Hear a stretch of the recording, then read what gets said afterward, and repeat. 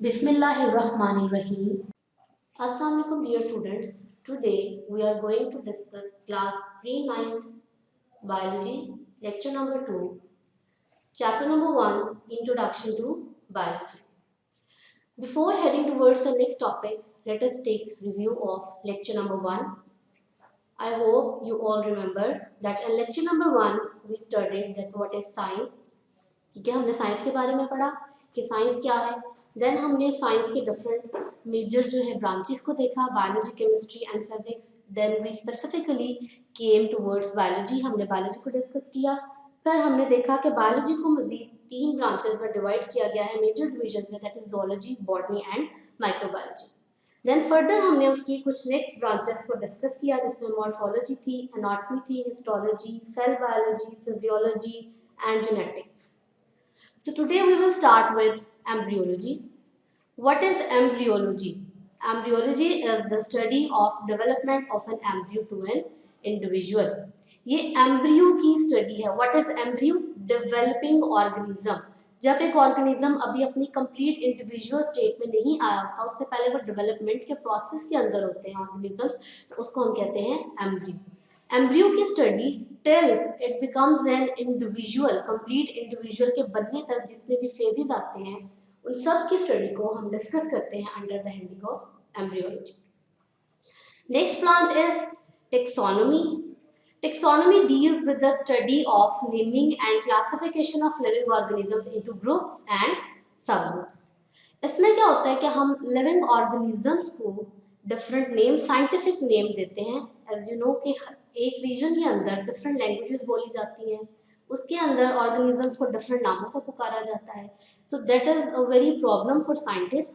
इस वजह से साइंटिस्ट ने क्या किया, साइंटिस्ट ने नेमिंग स्पेसिफिक साइंटिफिक नेम दिया हर ऑर्गेनिज्म को और फिर उनको स्पेसिफिक उनको क्लासिफाई किया ग्रुप्स के अंदर और सब ग्रुप्स के अंदर. फॉर एग्जाम्पल अगर हम देखें तो एनिमल्स को एक डिफरेंट किंगडम के अंदर, एक डिफरेंट कैटेगरी के अंदर प्लांट किया गया है, किंगडम एनिमेलिया. प्लांट्स को एक अलग कैटेगरी में रखा गया है. इसी तरह माइक्रो ऑर्गेनिजम्स को अलग कैटेगरी में रखा गया. तो ये सारी चीजें साइंटिफिक नेमिंग और क्लासिफिकेशन ऑर्गेनिजम्स की ग्रुप एंड सब ग्रुप्स हम डील करते हैं under the heading of taxonomy में हम ये सब पढ़ते हैं. Next branch deals with palaeontology. What is palaeontology? Palaeontology is the study of fossils. Fossils की स्टडी को पैलेंटोलॉजी कहते हैं. What is fossils? Fossils are the remains of extinct organisms. अब extinct organisms क्या हैं? वो organisms जो अब इस दुनिया पर मौजूद नहीं है. हजारों साल पहले या कुछ अर्सा पहले तक वो organisms मौजूद थे, लेकिन अब वो organisms क्या हैं? एक्सटिंक्ट हो चुके हैं. फॉर एग्जाम्पल डायनासोर्स की अगर हम एग्जाम्पल लें तो dinosaur they are extincted organisms, वो एक्सटिंक्ट हो चुके हैं. और क्या हुआ कि हजारों साल गुजरे, थाउजेंड ऑफ ईयर गुजरे, उनकी जो हड्डियां थी वो हजारों साल जमीन के अंदर दफन होती गई, यहाँ तक कि बहुत से प्रेशर हुआ, वहाँ पे बायोकेमिकल रिएक्शंस हुए, उसके नतीजे में वो किस में कन्वर्ट हो गई? फॉसिल्स में, फॉसिल फ्यूल्स में. फॉर एग्जांपल कोयला जो जमीन के नीचे से निकलता है, इसी तरह हमारे पास जो नेचुरल गैस है, पेट्रोलियम है, वो सारे फॉसिल्स हैं. और वो फॉसिल फ्यूल्स बेसिकली हमें कहाँ से मिलते हैं? From the remains of extinct organisms. Next we deal with environmental biology. What is environmental biology? Study of interaction between organism and environment. एक ऑर्गेनिज्म के जो सराउंडिंग एरियाज हैं, जो उसका सराउंडिंग एरिया है, उसे हम एनवायरनमेंट कहते हैं. एनवायरनमेंट के अंदर लिविंग फैक्टर भी आ जाता है, नॉन लिविंग फैक्टर भी आ जाता है.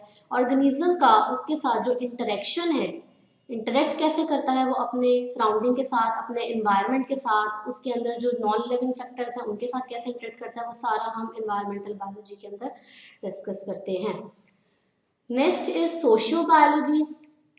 नाम से पता चल रहा है सोशियो बायोलॉजी यानी कि जो मुआशरा है उसकी स्टडी, स्पेसिफिकली लिविंग ऑर्गेनिज्म कैसे अपने मुआशरे के अंदर या सोसाइटी के अंदर बिहेव करते हैं एनिमल्स, उसको हम स्टडी करते हैं सोशियो बायोलॉजी के अंदर. फॉर एग्जाम्पल ह्यूमंस की अगर हम बात करें तो ह्यूमंस दे मेक सोसाइटीज, वो सोसाइटी में रहते हैं, एक दूसरे पर डिपेंड करते हैं. तो उस सोसाइटी के अंदर उनका जो बिहेवियर है वो हम डिस्कस करते हैं under socio biology. Next comes parasitology. Name से हमें ये आइडिया हो रहा है कि study of parasites is called parasitology. Now what are parasites? Page number 3 पर साइड बार दी गई है। साइड बार के अंदर पैरासाइट्स की डेफिनेशन दी गई है, जहां से हमें बखूबी अंदाजा हो जाता है कि what are parasites. Parasites are organisms that take food and shelter from living organisms and in return harm them. वो माइक्रो ऑर्गेनिजम्स या वो ऑर्गेनिजम्स जो क्या करते हैं कि किसी लिविंग ऑर्गेनिजम्स के बॉडी के ऊपर रहते हैं या बॉडी के अंदर रहते हैं, उनसे फूड लेते हैं, शेल्टर भी लेते हैं और इन रिटर्न उस ऑर्गेनिज्म को हार्म करते हैं, नुकसान करते हैं, उसके अंदर बीमारियां कॉज करते हैं। फॉर एग्जाम्पल बहुत से बैक्टीरिया, वायरसेस इसमें आ जाते हैं। लाइसिस इसकी बहुत अच्छी एग्जाम्पल है पैरासाइट की, because they are also parasite. Next comes biotechnology. What is biotechnology? It is the study of practical application of living organisms for the welfare of mankind. इंसानों के लिए हम क्या करते हैं, लिविंग ऑर्गेनिजम्स को यूज करते हैं। उसकी जो प्रैक्टिकल एप्लीकेशन है, मतलब हम उसको बाकायदा लैब्स के अंदर सारा टेस्ट करते हैं, प्रैक्टिकल्स परफॉर्म करते हैं और उन लिविंग ऑर्गेनिजम्स को मैनकाइंड की भलाई के लिए इस्तेमाल करते हैं। For example you know that diabetic patients वो क्या यूज करते हैं, इंसुलिन यूज करते हैं। तो insulin is a product of biotechnology. हम बायोटेक्नोलॉजी में क्या करते हैं, बैक्टीरिया और वायरसेस से वो इंसुलिन लेते हैं और उसको किस लिए इस्तेमाल करते हैं, मैनकाइंड के वेलफेयर के लिए। Next is immunology. Immunology is the study of immune system. What is immune system? Body का defence system. What is defence system? कि अगर कोई चीज, फॉर एग्जांपल कोई फॉरेन पार्टिकल या कोई भी ऐसी चीज जो बॉडी के लिए एक्सटर्नली बॉडी के अंदर एंटर हो गई है और वो बॉडी को क्या करती है, कोई भी नुकसान पहुंचाती है या उसके अंदर डिजीज कॉज करती है, तो फौरन से हमारा डिफेंस सिस्टम उसके खिलाफ एक्टिव हो जाएगा और उसके एक्टिव होने के बाद वो उस ऑर्गेनिज्म को या उस इन्वेडिंग माइक्रोब को क्या करेगा, उस इन्वेडिंग माइक्रोब को डिस्ट्रॉय कर देगा। तो ये इम्यूनोलॉजी में हम क्या करते हैं, वैक्सीन वगैरह सारी इसी के अंदर स्टडी करते हैं जो हमारे इम्यून सिस्टम के साथ डील करती हैं। और इम्यून सिस्टम किसी फॉरेन माइक्रोब या इन्वेडिंग माइक्रोब के लिए किस तरह से रिस्पॉन्स करता है, वो भी इम्यूनोलॉजी के अंदर डील करते हैं। Next comes entomology. Entomology is the study of insects. Specifically हम जब इंसेक्ट्स को स्टडी करते हैं तो that comes under the heading of entomology. Insects में स्पाइडर, एंड्स या जो कोई भी इस तरह के ऑर्गेनिज्म, कीड़े मकोड़े, हशरात, उन सबको हम एंटोमोलॉजी के अंदर स्टडी करते हैं। लास्ट ब्रांच हमारी है फार्माकोलॉजी। फार्माकोलॉजी में हम क्या करते हैं, study of drugs and their effect on human body या ह्यूमन ऑर्गेनिजम्स की बॉडी के ऊपर उनका इफेक्ट क्या होता है। हम जो अद्वियात वगैरह लेते हैं, ठीक है, उनकी वो प्रिपेयर कैसे की जाती हैं, उनकी कंपोजिशन क्या है, वो कितनी डोजेज में लेनी चाहिए, ठीक है, कौन से डिजीज के खिलाफ कौन सी वाली एंटीबायोटिक हम यूज करेंगे या ड्रग यूज करेंगे और इन रिटर्न उसका बॉडी के ऊपर क्या इफेक्ट होगा, ये सारी discussion comes under the heading of pharmacology. अब पेज नंबर 3 के ऊपर टॉप पर एक साइड बार है, वो है माइक्रोबायोलॉजी का। माइक्रोबायोलॉजी को हम बायोकेमिस्ट्री भी कहते हैं।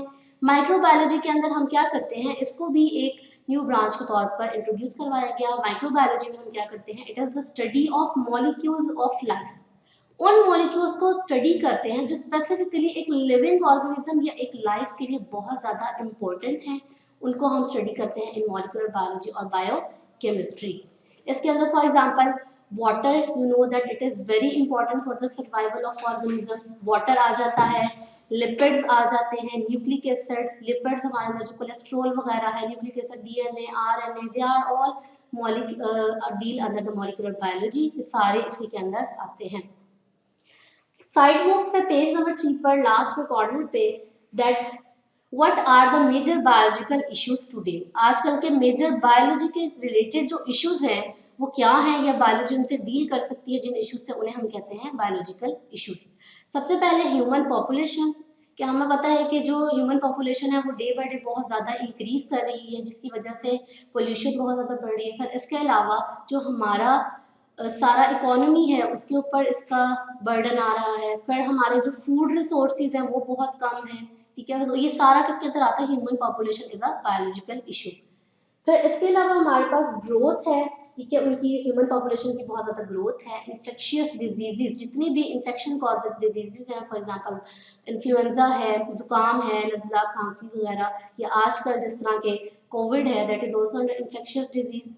तो ये सारे किसके अंडर है, ये भी हमारा एक मेजर बायोलॉजिकल इश्यू है, इसको भी हम बायोलॉजी से रिलेटेड जो है लेते हैं।